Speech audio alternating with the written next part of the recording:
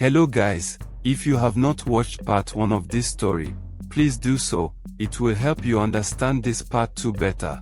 Let's get into the story. Miss Flavour is seen in her house, sitting in the living room with a young man having a conversation. They looked cozy. As they were talking, her eyes started glowing. She told the man he can leave, and she quickly ran into the room where her altar is. Meanwhile at Koka's place, their relationship took a turn for the worse. The once happy home, filled with laughter and happiness, had changed, and they both barely spoke. Koka would always try to have conversations with Ajara, but she was never in the mood to talk with him. She said she needed time to understand what to do next, that her head is not in the right place. One night, Ajara was sitting in the bedroom alone thinking. She remembered everything that happened at Mama Aya's place. The last word Mama Aya said to her, after Dr. Jide left, kept on playing in her head. The flashback comes to her from time to time. "You are not an ordinary girl," Mama Aya said to Ajara. "You are the reason what happened to your husband has not taken his life. Most men would be dead by now after what was taken from them." "What do you mean, Mama?" Ajara asked, looking confused. Mama Aya laughed. "My daughter, there is nothing evil about you, but you are not ordinary. There is a gift you carry, and it brings protection to anyone you love and support. Have you wondered why your eyes has the color it does? Or you think they just have that color for no reason?" Mama Aya said, smiling. As Ajara sat in the room, her mind is filled with confusion. "So I am part of the reason Koka didn't die from what happened to him with Miss Flavour." She was more worried and confused, wondering if she should leave Koka or stay with him, seeing that they would never have a child, which is something she had wished for a long time. She really loved children and had oftentimes imagined carrying her own children, especially her baby girl, so they can grow together and she can make her hair and they have fun as mother and daughter. She sits alone most nights in the dark, with that thought always playing in her mind. So would Koka die if I leave him, she said to herself. She would remember asking Mama Aya, but she only smiled and never replied. Koka knew that his relationship hung on a balance that could have been avoided if he had told Ajara from the start about the offer from Miss Flavour. He wished he could turn back the hands of time, as she has been his ride or die since they were young. They have actually achieved everything together, but now the fear he might lose her had started creeping into his mind. He could hardly function well at work, making mistakes in the bakery, that his staff started noticing something was off with him. His mind keeps racing each time he gets home, thinking he might not find Ajara at home, knowing how much she has always wanted to have children.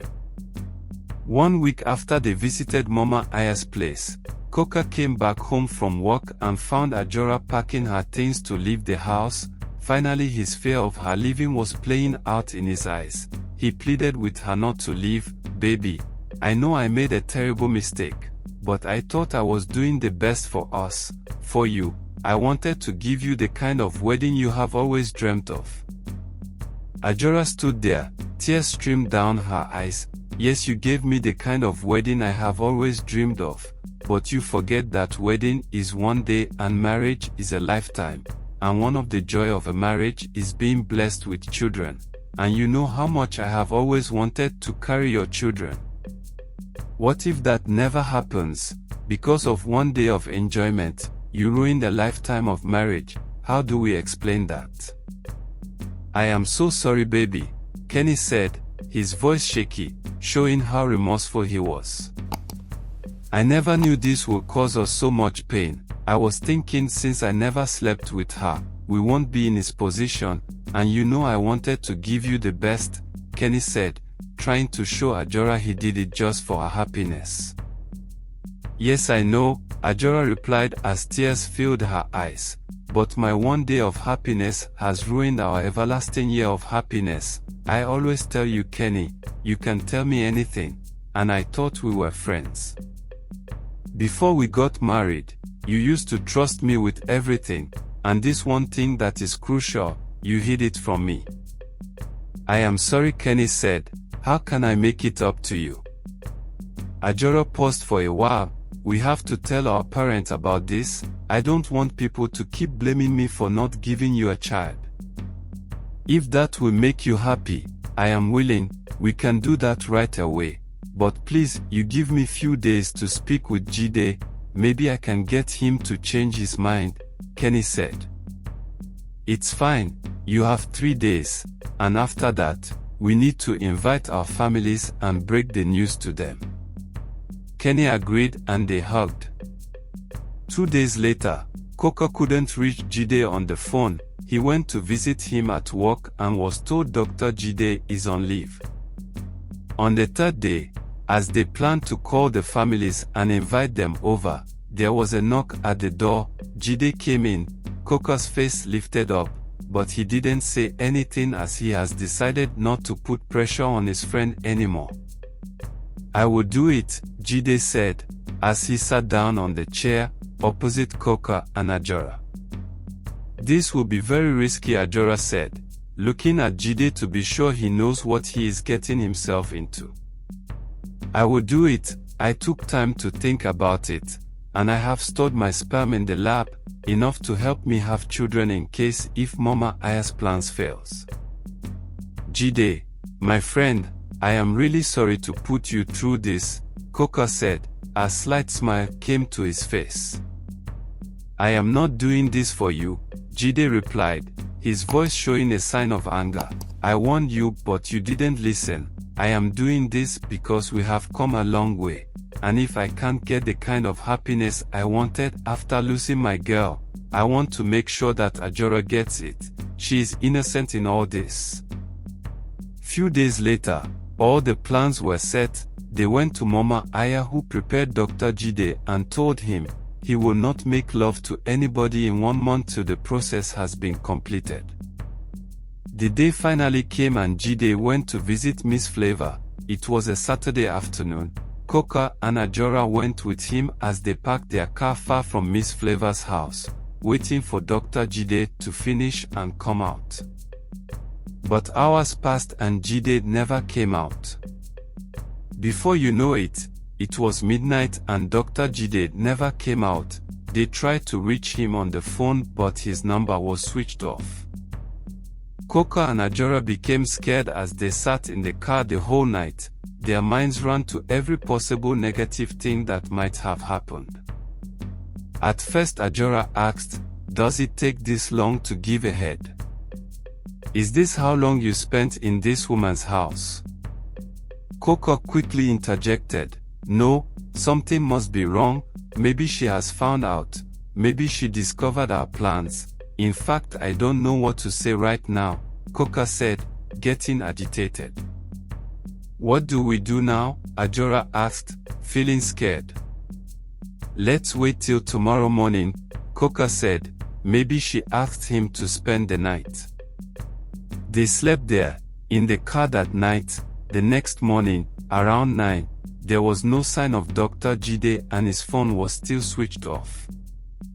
"We have to call Mama Aya," Ajara said, now really scared. Koka quickly called Mama Aya, who was shocked to learn that Dr. Jide was still in Miss Flavour's house. Mama Aya shouted, "Please call the police, something must be wrong." Koka was shocked. "Call the police? What do we tell the police? How do we explain this to the police? What if nothing is wrong? We will now put our friend in danger." Ajara started to panic. "Call the police," she shouted, thinking of the worst thing that could happen. Koka called the police, and after a while the police arrived and broke into the house. They could not find Miss Flavour anywhere in the house. After a while they found Dr. Jide locked up in a room, and they brought him out and took him with them to the police station. Later that evening, Dr. Jide was released. Ajara and Koka waited at the station to pick him up. As he got into the car with them, they asked him what happened. Dr. Jide took a deep breath and said, Miss Flavour knew something was wrong. Her altar had warned her that her life was in danger. She must stop anything with any man for the meantime, till they tell her the coast was clear. But she didn't have enough semen to keep her for a while, so when I came, she assumed I am not a threat, seeing that she has known me for years. As we finished, she ran to her altar to perform the rituals. Just before I could get ready to leave, I heard her shouting, screaming, "What have you done?" She came out of the room, looking very old, and her whole body was glowing. I tried to run, but she pushed me into the room and locked the door. My phone was left in the sitting room, so I could not call anybody. I heard her shouting, and suddenly the shouting stopped. Then there was noise coming from the room she was in, and after a while the whole thing stopped. So I didn't know what to do. The room she kept me in has no windows or any other doors, and she locked it from outside. I was locked in. So what happened at the police station? Ajara asked, still uncomfortable. They took me in for questioning. Then after a while, they called in the security company that installed CCTV at Miss Flavour's house. After they watched the footage to see that she was the one that invited me, and I explained that I had a meeting with her relating to the hospital, they released me. But nobody seems to know where she went, so I will be going back for more questioning. Do you think she disappeared like Mama Aya said? Koka asked. Well, Dr. Jide replied, I think so, since you guys didn't see her leave. We have to get to Mama Aya at once. We need to get this over and done with, Dr. Jide said. As they got to Mama Aya's place, she was relieved to see Dr. Jide. After they have explained everything, Mama Aya asked him to go and take a bath with the water she had prepared for him. After Dr. Jide had taken his bath, Mama Aya said, You did well, my son. From what I am seeing, Miss Flavour is gone for good, and will not hurt anybody ever again. She chanted few words with the water that Dr. Jide took his bath with, then she poured it on the ground. As she came back and sat with them, her face was a mixture of happiness and sadness. They were all waiting for the outcome of the rituals. Mama Aya cleared her throat, then she said, Well, it was not all that a success. We managed to rescue people whose case has been recent. She turned to Koka. I am sorry, my son, yours has been a long time. It did not happen for you. I am so sorry.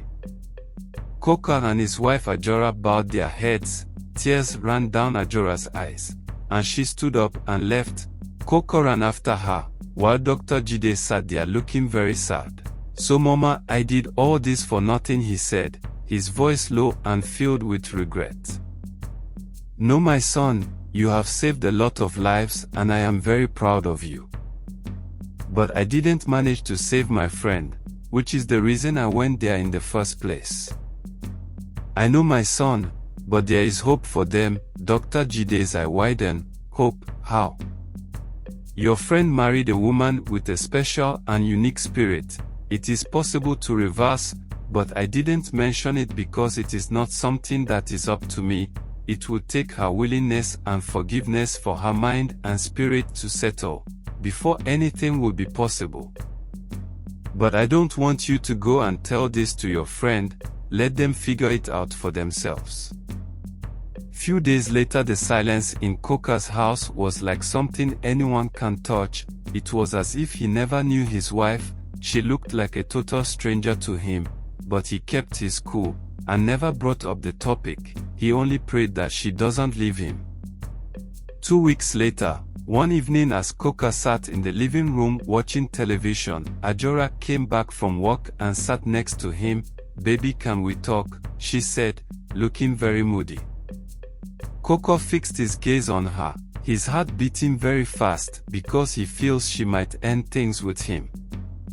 Yes, we can talk, but baby, before you say anything, I just want you to know that whatever you decide, I will never hold it against you, and I will love you for the rest of my life.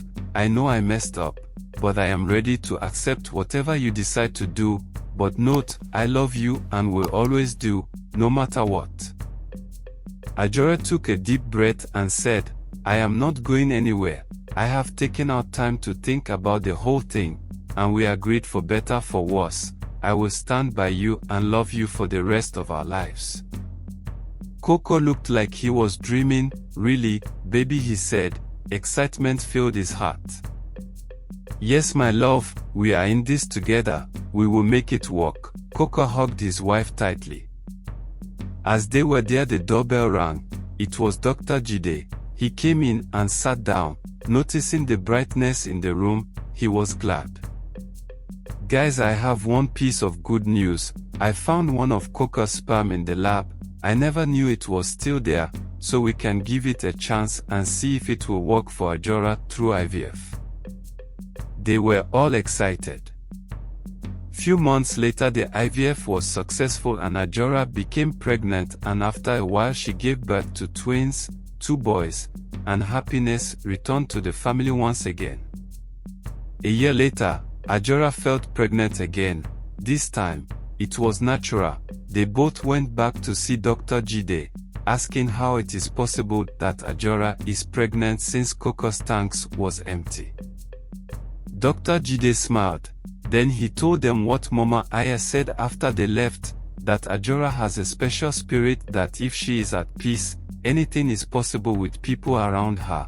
And after that he ran a second test on Koka to find out that his tank, which was empty, is once again full, and everything back to normal. Rumor had it that Miss Flavour left the country, since no one saw her over the years, and her business continued to flourish as she had people who were managing it. She only came in once in a while to see what was going on. Story ends. Moral of this story: try to have friends who have positive energy, so that their goodwill toward you will bring good things your way. And also, don't be giving or taking heads, because you don't know where it will head you to. I remain Uncle Sam. Stay safe.